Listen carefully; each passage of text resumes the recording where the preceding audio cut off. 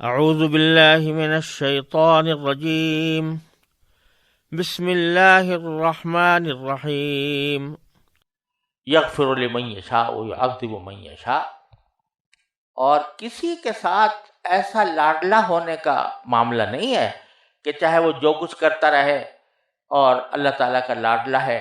اور اس کا بیٹا ہے اور اس وجہ سے وہ کچھ بھی کرتا رہے اس کو عذاب سے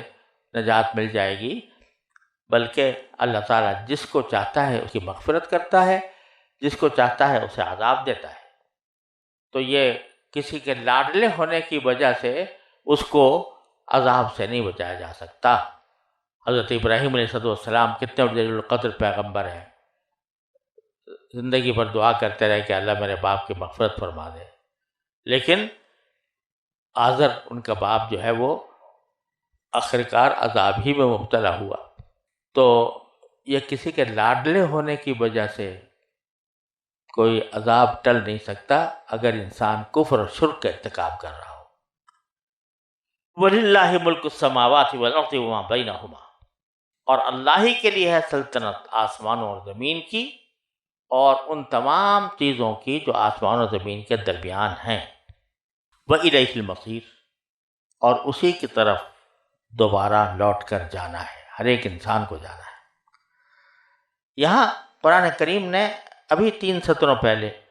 بھی کہا تھا وَلِلَّهِ مُلْكُ السَّمَاوَاتِ وَالْأَرْضِ، کہ اللہ ہی کے لیے سلطنت آسمان اور زمین کی، اور یہاں پھر دوبارہ فرمایا ہے کہ اللہ ہی کے لیے ایسا آسمان اور زمین کی سلطنت۔ ایک تو یہ تاکید بھی ہے پہلے بات کی، دوسرا یہ ہے کہ پہلے یہ فرمایا تھا کہ جس کو چاہتا ہے پیدا کرتا ہے، اس کے لیے فرمایا تھا کہ اس کی زمین و آسمان کی سلطنت اسی کی ہے، جس کو چاہے پیدا کر دے، جس طرح چاہے پیدا کر دے۔ اور یہاں ذکر ہے کہ جس کو چاہے عذاب دے اور جس کو چاہے اس کی مغفرت کرے۔ تو اللہ تبارک و تعالی جس کی مغفرت کرنا چاہتا ہے تو کوئی اس کو روکنے والا نہیں، اگر کسی کو عذاب دینا چاہتا ہے تو عذاب بلا وجہ نہیں دیتا، اس کی کرتوت کی وجہ سے دیتا ہے۔ تو اگر اس کو عذاب دے رہا ہے تو وہ اس کی مشیت کا تقاضا ہے، کیونکہ آسمان و زمین کی ساری ملکیت اسی کی ہے۔ جب آسمان کے زمین کی ساری چیزیں اسی کی ملکیت ہیں تو جیسے ایک مالک کو اپنی ملکیت پر پورا تصرف کرنے کا حق حاصل ہوتا ہے، اسی طرح اللہ تبارک و تعالیٰ کو اپنی مخلوق پر پورا تصرف کرنے کا حق حاصل ہے۔ پھر آگے دوبارہ اللہ تبارک و تعالیٰ پھر شفقت اور نرمی کے ساتھ دوبارہ دعوت دیتے ہیں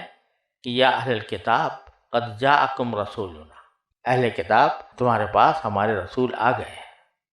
وہ کیسے رسول ہے کہ یبین لکم علی فترۃ من الرسول،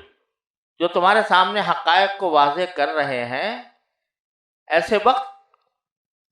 توحید کے بے شک مکلف تھے، کیونکہ توحید ایسی چیز ہے کہ اس کے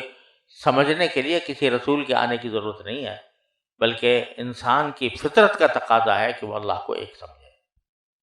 تو جو لوگ اللہ کو ایک مانتے تھے وہ باقی احکام کے مکلف نہیں تھے، یعنی اگر فرض کرو انہوں نے شراب پی تو پی، اس کے اوپر کوئی مواخذہ نہیں ہوگا، الیاذ باللہ کوئی اور گناہ کا کام کیا تو کر لیا، اس پر کوئی مواخذہ نہیں ہوگا۔ کیوں؟ اس لیے کہ نبی آیا ہی نہیں تھا جس نے کہ ان کو ان احکام کی تعلیم دی ہوتی۔ البتہ توحید چونکہ ایسی چیز ہے کہ اس کے لیے رسول کے آنے کی ضرورت نہیں ہے، انسان اپنی عقل سے اس کو سمجھنا چاہیے، اس واسطے اس پر مواخذہ ہوگا۔ بہرحال یہ زمانہ ایسا تھا کہ انبیاء کرام نہیں آ رہے تھے، تو رسول کریم صلی اللہ علیہ وسلم کو اس وقت بھیجا علی فترۃ من الرسل، یعنی رسولوں کے انقطاع کے زمانے میں، جبکہ ان کی آمد رکی ہوئی تھی۔ یہ ایک احسان بتلایا کہ دیکھو ایک زمانہ ایسا گزرا ہے کہ کوئی پیغمبر کی ہدایت موجود نہیں تھی لوگوں کے پاس، ہم نے ایسے وقت میں تمہارے پاس یہ رسول بھیجے۔ اور پھر میں آگے فرما دیا کتنے پیار سے کہ ان تقولوا ما جاءنا من بشیر ولا نذیر،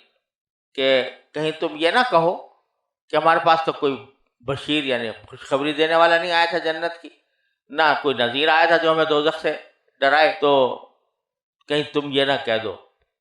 تو تمہاری اس حجت کو ختم کرنے کے لیے ہم نے رسول بھیجے ہیں۔ یہ اتنے پیار سے بات کی جا رہی ہے جیسے کہ ماں باپ بچے کو کہتے ہیں کہ دیکھو بھائی تمہیں کبھی ایسا نہ ہو تم اس بعد میں یہ کہو کہ ہم نے تمہیں سمجھایا نہیں تھا۔ تو ان تقولوا ما جاءنا من بشیر ولا نذیر فقد جاءکم بشیر ونذیر، لو آ گیا تمہارے پاس، بشیر بھی آ گیا، نذیر بھی آ گیا۔ بشیر کے معنی خوشخبری دینے والا، یعنی جنت کی خوشخبری دینے والا، اور نذیر کے معنی ڈرانے والا، آگاہ کرنے والا، یعنی تمہیں جہنم کی عذاب سے ڈرا کر اس سے آگاہ کرنے والا آ گیا۔ تو اب تو مان لو، جبکہ اتنے دنوں تک فترت رہی، پھر ہم نے تمہیں ایک رسول بھیجا، تمہارا جو عذر ہے وہ ختم ہو گیا کہ ہمارے پاس تو کوئی آیا ہی نہیں تھا، تو یہ آ گئے۔ واللہ علی کل شیء قدیر، اور اللہ تعالیٰ ہر چیز پر قادر ہے۔ لہذا جب زمانہ فترت کا تھا تو ہم نے اس طرح لوگوں کو چھوٹ دے دی کہ چلو توحید کے سوا جو کچھ بھی تم کر رہے ہو مواخذہ نہیں ہوگا۔ اور اب جب کہ نبی آ گیا، رسول آ گیا صلی اللہ علیہ وسلم، تو اب اللہ تعالیٰ اس پر قادر ہے کہ تمہاری نافرمانیوں پر تمہیں عذاب دے اور آخرت میں اس کا مواخذہ کرے۔